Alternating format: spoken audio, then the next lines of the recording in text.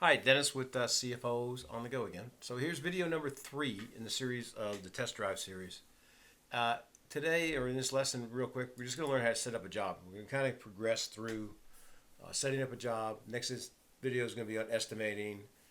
The next one is going to be doing some AP and some AR and some payroll. So it's going to kind of follow the life of a job. So I just clicked the jobs. It defaulted in the next job number in order. Okay. And here, I'm just going to call this very simple test drive. Test drive.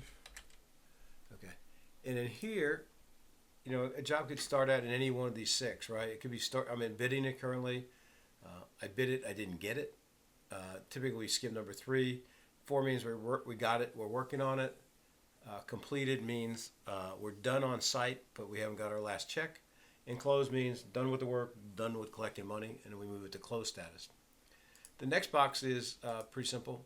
What kind of job is this? And this is customizable by you. And a good point here is this little arrow, this little curve thing here. If you see that, then you can customize these and add your own. So I'm not going to do that for right now, but you can classify jobs any way you want.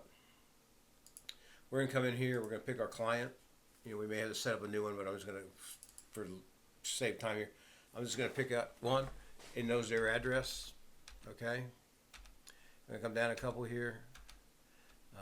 There's a couple check boxes. Is this a certified job? Yes, it is. Some due terms, discount terms. The next page, who is the architect on this job? Let's just go pick an estimator. Let's go pick the project manager, supervisor. So now we assign these people. So the big picture here is I can look at work we've done. Actually, I meant to pick one of these. I can look at all my government work that was bid by Elizabeth and that Michael was a supervisor on. And I can get profitability reports off of that. So I can see how profitable Elizabeth's jobs she bids are, and I can see how well Michael's doing managing those jobs.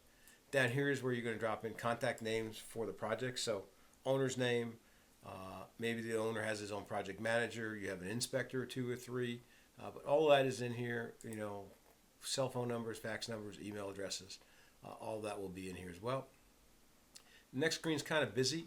18 fields to use as you want, but when do we get the plans? When's the bid have to be completed? When is the bid opening date? When do we sign it? Do we file the pre-lien?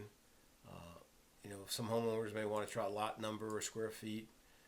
I have other people that the solar that track kilowatts. You tell me, but we can track it because the reports that will be based on this square footage.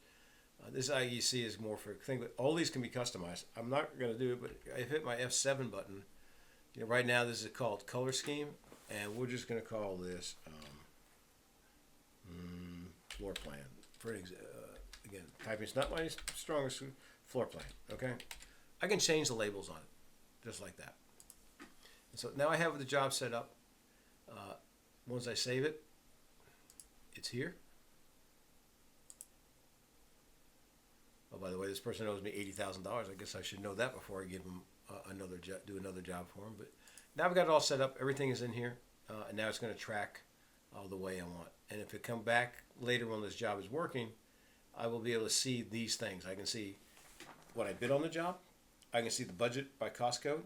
I can see the purchase orders written, subcontracts written, change orders, etc., and then be able to drill down on that. So let me go back to a job that's already in here. Let's go get 186 of work. So if I come down here and I click this, these are all the POs that have been written on the job.